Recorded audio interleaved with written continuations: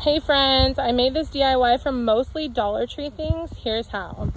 I went to Dollar Tree and I bought this hook for $5.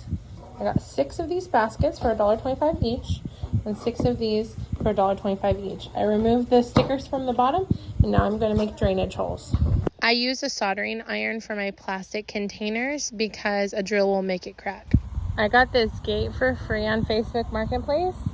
And now I'm going to actually use this old broken hose, cut it apart, and tie it on here. Now I would zip tie it if I could find my zip ties, so I'm just going to use this because I think it'll last longer than a zip tie anyway. I'm going to tie these on. I chose to reinforce really well these ties so that it'll stay forever, hopefully. And I put these stakes in the ground to make it stay better and be more stable against the fence. I collected leaves that had fallen from my trees and I got my soil bag. I put leaves in the bottom and then soil.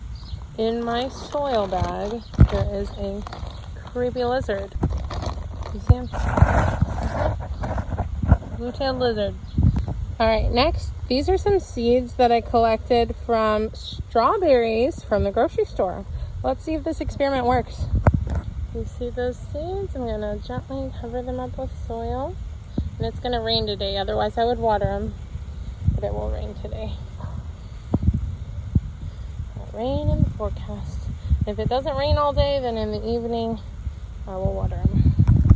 Thanks for watching. Bye!